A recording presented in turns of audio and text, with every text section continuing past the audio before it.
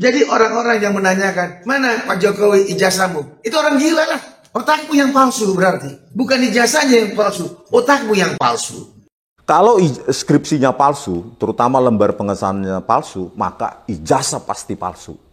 Ijazah pasti palsu. Karena tidak mungkin seseorang bisa melewati mendapatkan gelar sarjana tanpa pernah ujian skripsi.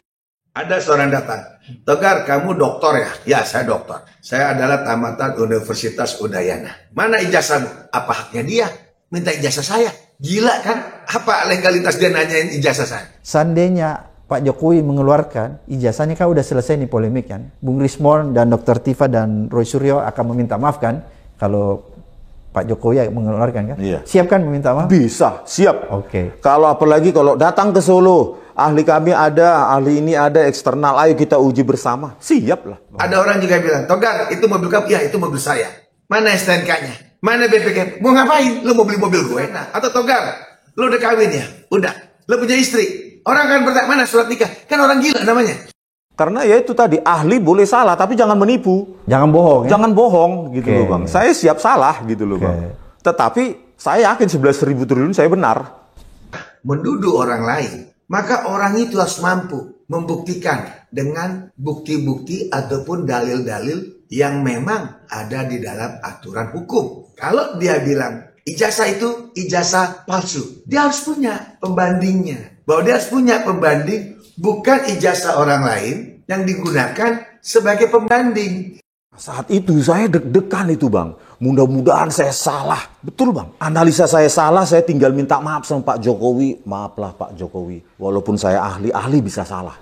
Maksudnya supaya tidak ada sejarah yang kotor, saya berpikir biarlah saya yang salah. Kalau kita sebagai masyarakat yang melihat siapa seorang Joko Widodo, itu fix. Beliau mengikuti aturan hukum yang berlaku. Mulai proses tadi dari KPU untuk maju wali kota, maju kepada gubernur DKI-nya, maju kepada kepala negara, itu dia ikutin proses secara prosedur. Jadi kalau ada yang memang sekarang ini berkuar-kuar lagi, ya itu tadi saya bilang, agak lain. Jangan pernah gentar mengatakan, apalagi kalian yang punya ilmu, katakan kalau itu sesuai dengan keilmuan yang kalian miliki. Walaupun lawannya adalah tembok besar, bahkan tembok Berlin, Oslo. Karena di mata hukum semua sama, tidak ada yang kebal hukum, sama kayak Pak Jokowi. Kalau dirongrong terus dengan tuduhan-tuduhan, wajarlah Pak Jokowi melaporkan 4 orang tersebut agar nanti bisa ditelusuri maksud dan tujuan orang ini. Bahkan alasan-alasan dia menuduh Jokowi Widodo apa, itu akan terlihat nanti. Kan begini, kalau ijazah kan biasa kan memang ijazah itu dipegang oleh yang bersangkutan, tidak dipegang oleh universitas kan. Iya. Oleh karena itu menurut saya kalau UGM tidak bisa menampilkan, kan itu wajar karena kan ada di Pak Jokowi bukan di UGM. Ingat, kalau kita mendalilkan orang menggunakan ijazah palsu, kita harus ada pembandingnya. Aslinya ada di kita. Orang itu pegang yang palsu, bukan terbalik. Orang itu yang kita mintain aslinya. Ini terbalik namanya.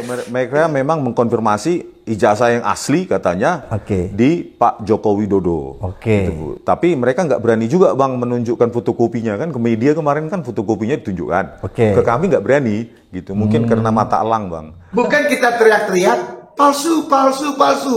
Si A itu menggunakan ijazah palsu, tapi dia tidak tahu aslinya yang mana. Kalau kita bicara ijazah, katakanlah ijazah UGM, tapi dari mahasiswa UGM, kan berbeda dong. Bukan itu jadi tolak ukurnya. Harus orang yang bersangkutan yang kita tuduh kalau dia palsu, berarti kita pegang aslinya sehingga dia bisa lolos menggunakan ijazah palsu karena kita pegang aslinya. Tapi kalau kita tuduh orang itu supaya orang itu mengeluarkan aslinya, ya itu tadi agak lain.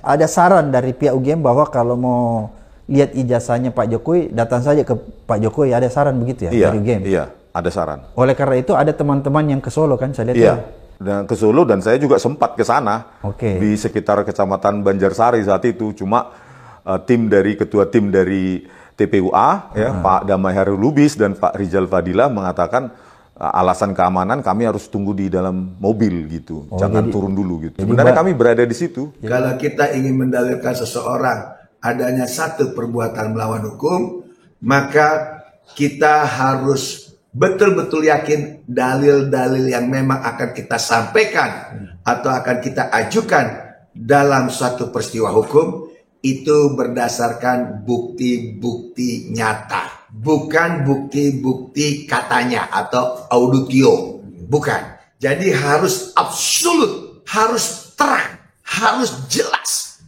nggak main-main.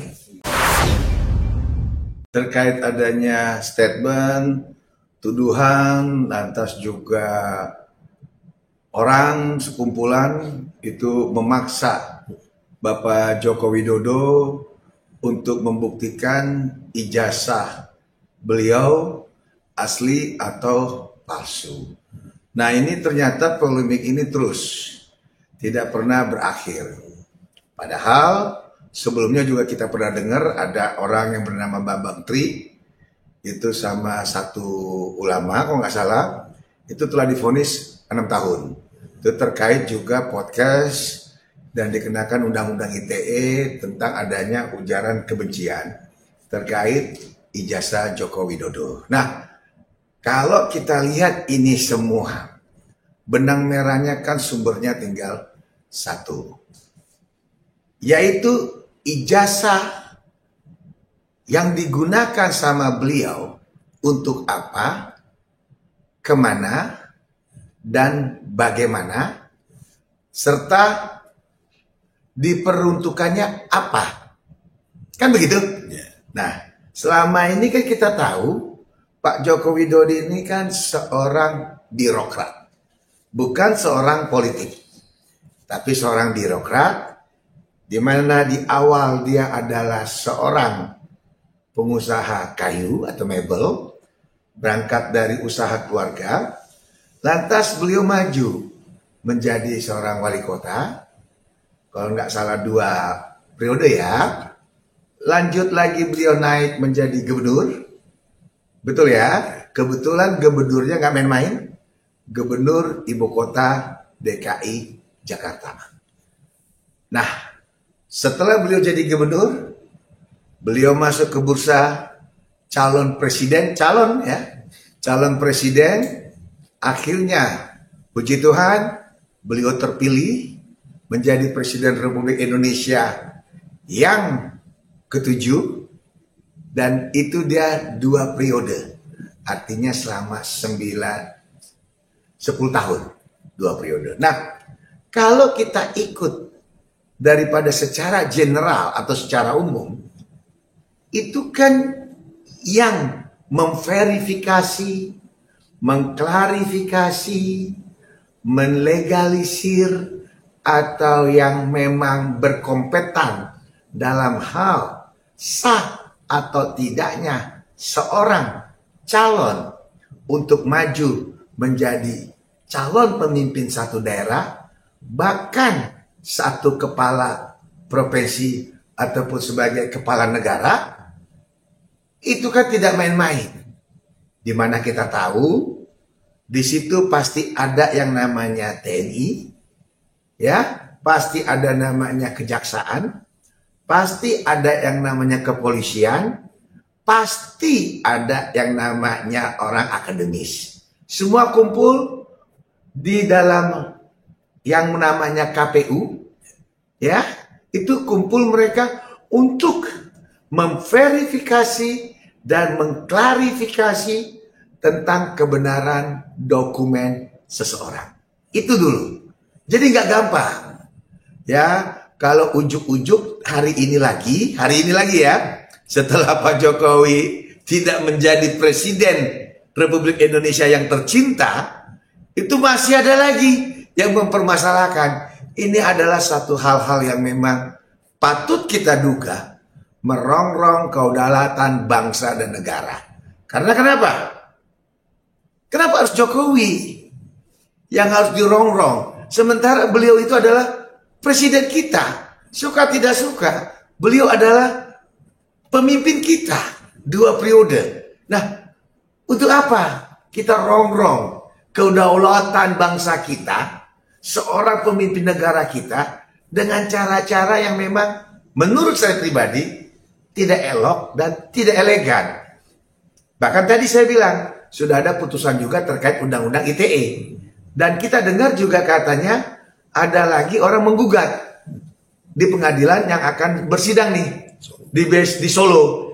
Itu pun orang ternyata pada saat dia maju, kalau nggak salah ya, maju dia caleg atau apa, dia juga tersangkut itu.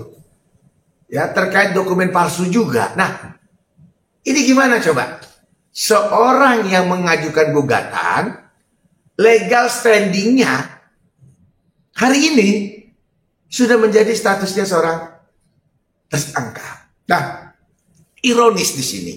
Jadi, secara umum, secara general, saya dari segi hukum itu sudah kelar. Sudah kelar. Artinya klarifikasi dan verifikasi melalui melalui institusi yang ditunjuk undang-undang yaitu KPU dalam hal penyelenggaraan pemilihan daerah itu sudah kelar secara hukum. Nah, secara kebijakan publik, beliau itu sekarang kan bukan seorang presiden. Beliau sudah orang biasa. Sudah bukan siapa-siapa. Kenapa masih dirongrong? Kenapa kita masih repot? Itu yang saya nggak habis pikir. Bang, tapi ada netizen yang bertanya, Bang. Sebenarnya boleh gak sih seseorang itu meminta kita harus menunjukkan ijazah palsu, Bang? Secara hukumnya, Bang. Tidak ada haknya. Tidak ada haknya. Contoh misalnya, ada seorang datang, Togar, kamu dokter ya? Ya, saya dokter. Tamatan mana? Saya sebutkan, saya adalah tamatan Universitas Udayana. Mana ijazahmu? Apa haknya dia? Minta ijazah saya. Gila kan? Apa legalitas dia nanyain ijazah saya? Ada orang juga bilang, Togar, itu mobil kamu? Ya, itu mobil saya. Mana STNK-nya? Mana BPK? Mau ngapain? Lo mau beli mobil gue? Betul gak? Itu narasi itu loh. Sederhana. Atau Togar, lo udah kawin ya? Udah. Lo punya istri? Nah, orang kan bertanya, mana surat nikah? Kan orang gila namanya. Betul gak? Betul gak? Mana surat nikah lo? Itu orang gila namanya. Jadi orang-orang yang menanyakan, mana Pak Jokowi ijazahmu? Itu orang gila lah. Otakmu yang palsu berarti. Bukan ijazahnya yang palsu, otakmu yang palsu. Jadi hal-hal kayak gini nih, yang memang tidak elok ya dipertontonkan di depan publik. Apalagi menyangkut seorang Bapak Joko Widodo. Yang seperti tadi saya bilang, untuk yang namanya election, pemilihan, dia sudah jenjangnya terlampaui jauh. Wali kota, gubernur, dan kepala pemerintahan Republik Indonesia. Berarti bisa dibilang di luar nalar gitu, Bang. Harus ada minta-minta gitu pembuktian jasa palsu gitu, Bang. Agak lain. Kayak judul film, Bang. Hah? Kayak judul film agak lain. Judul film agak lain tuh orang. Kalau orang Bali bilang, aing-aing. Agak lain. Gitu loh. Berarti tapi kemarin kayak berita yang lalu dia kan ada bilang yang mendalilkan harus membuktikan, ya kan, Bang? Dia bilang waktu itu. Tapi dia salah satu anggota TPUA, tim pembela umat aktivis kalau nggak salah, dia bilang justru yang kita mintakan itu harus mendalilkan. Itu gimana, Bang, sebenarnya saya? Jadi ini kadang-kadang orang tidak ngerti yang namanya hukum, ya. Hukum itu harus seterang matahari, ya. Harus sinarnya seterang matahari, dan hukum itu harus setajam pedang. Jadi kalau kita menuduh orang lain sesuatu yang dituduhkan, maka orang itu harus mampu membuktikan dengan bukti-bukti ataupun dalil-dalil yang memang ada di dalam aturan hukum. Kalau dia bilang ijazah itu ijazah palsu, dia harus punya pembandingnya. bahwa dia harus punya pembanding yang dikatakan bahwa orang itu ijazahnya palsu. Itu. Jadi bukan ijazah orang lain yang digunakan sebagai pembanding. Bukan. Kalau saya bilang, mohon maaf ya, ini uang 100 palsu, maka saya harus punya uang 100 Asli. pembandingnya yang asli. Itu maksudnya. Jadi dia harus buktikan, dia pegang nggak sesuatu yang asli. Bukan yang kita tuduh yang harus membuktikan keasliannya. Ini terbalik narasinya. Yang makanya tadi saya bilang agak lain. itu orang-orang yang menyerang-nyerang Pak Jokowi itu agak lain saya lihat. Agak lain, coba perhatikan deh. Orang-orang itu agak lain. Beda dengan orang-orang yang normal ya. Yang artinya yang memang kebanyakan dan kebiasaan. Oke Bang, ini kan tadi Abang menyebut KPU nih Bang. Ada juga yang netizen nih Bang, kan sebagai netizen justru ada bermuatan politis. Abang setuju nggak? Atau gimana pendapat Abang nih? Jadi sekali lagi kita bilang, negara ini adalah negara hukum. Negara ini didirikan oleh Bapak pendiri bangsa, founding father, yaitu Bapak Soekarno. Jadi negara ini bukan milik perorangan, tapi negara ini milik kita, bangsa Indonesia. Jadi kalau dibilang KPU itu, ya, tadi katakan apa? Bermuatan politis. Bermuatan politis. Kan KPU itu adalah lembaga yang memang bermuatan politis. Karena akan melahirkan, akan memeriksa administrasi para politikus. Betul enggak? Nah, jadi kalau ada yang menyampingkan bahwa ada muatan politis, ya itu sah-sah saja. Tapi kalau di mata hukum, ini tidak bisa dicampur antara politik dengan hukum. Karena hukum adalah panglima daripada satu tatanan negara. Dan kalau memang ada pelanggaran berupa perbuatan melawan hukum, itu wajib dibuktikan. Bukan dengan cara-cara yang tadi. Ini kan sudah melalui filter yang panjang. Dari calon wali kota, maju ke calon gubernur, bahkan menjadi seorang kepala negara. Ya seperti tadi Bang, sebenarnya ada juga bilang justru pelapor ini bernuansakan politis Bang. Jadi ada istilahnya masih sakit hati lah, pasukan sakit hati katanya Bang. Apakah gimana Kalau kita lihat pasukan sakit hati itu versi mereka ya. Yang pelapor ini Bang? Iya pelapor itu ya. Artinya kita nggak ngerti maksud mereka apa, ada muatan politik atau apa, itu versi mereka. Tapi kalau kita sebagai masyarakat yang melihat siapa seorang Joko Widodo, itu fix. Beliau mengikuti aturan hukum yang berlaku. Mulai proses tadi dari KPU untuk maju wali kota, maju kepada gubernur DKI-nya, maju kepada kepala negara, itu dia ikutin proses secara prosedur. Jadi kalau ada yang memang sekarang ini berkuar-kuar lagi, ya itu tadi saya bilang agak lain. Oke Bang, ini kan terakhir Bang, karena lagi hot-hotnya nih. Akhirnya Jokowi akan melaporkan penuduh ijazah palsu Bang. Disinyalir ada 4 orang yang akan dilaporkan Bang. Gimana menurut pendapat Abang nih Bang? Oh, saya puji Tuhan. Saya sangat bersyukur Bapak Joko Widodo itu adalah seorang manusia. Pasti dia punya hak hukum. Ya, karena di mata hukum semua sama, equality. Ya, tidak ada yang kebal hukum, tidak ada yang hukumnya tinggi dan rendah. Sama kayak Pak Jokowi. Hari ini kan kita tahu beliau adalah masyarakat biasa.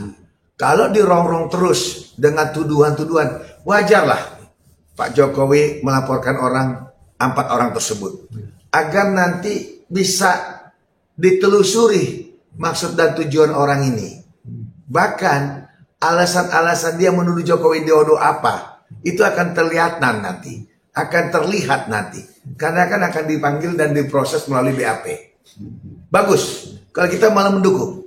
Jadi bisa bilang ada yang bilang netizen bilang pesimis bang, karena kan Jokowi pemaaf nih bang.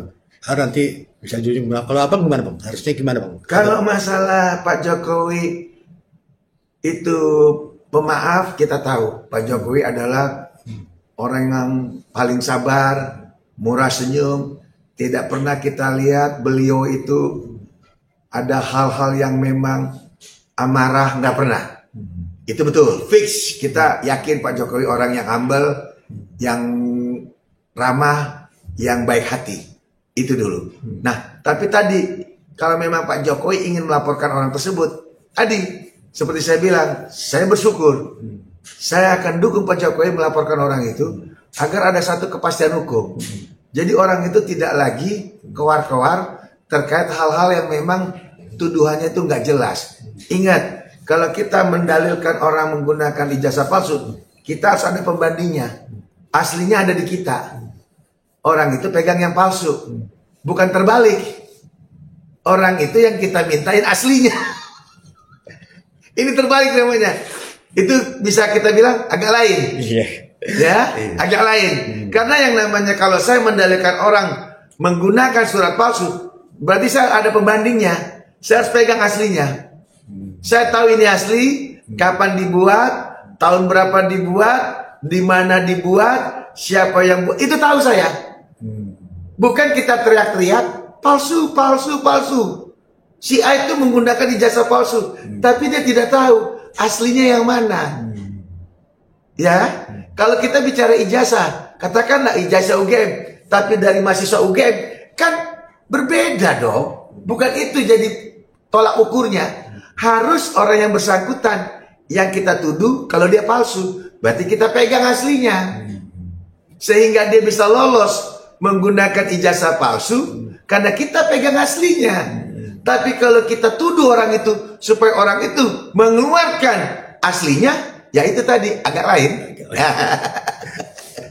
Terakhir bang, mungkin pesan untuk masyarakat nih bang, biar sebagai pembelajaran nih bang, hukum supaya tidak ikut-ikutan atau masa ya ada bilang dibodohi atau diduga dibodohi atau gimana bang?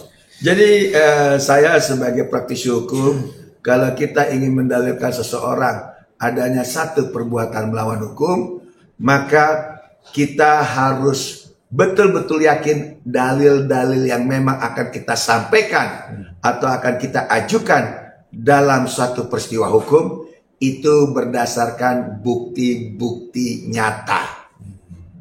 Bukan bukti-bukti katanya atau auditio. Bukan. Jadi harus absolut. Harus terang. Harus jelas. Gak main-main. Itu. Dan bagi orang-orang yang memang masih kowar-kowar tentang asli atau palsunya ijazah Pak Jokowi, saya hanya satu kata, agak lain kalian.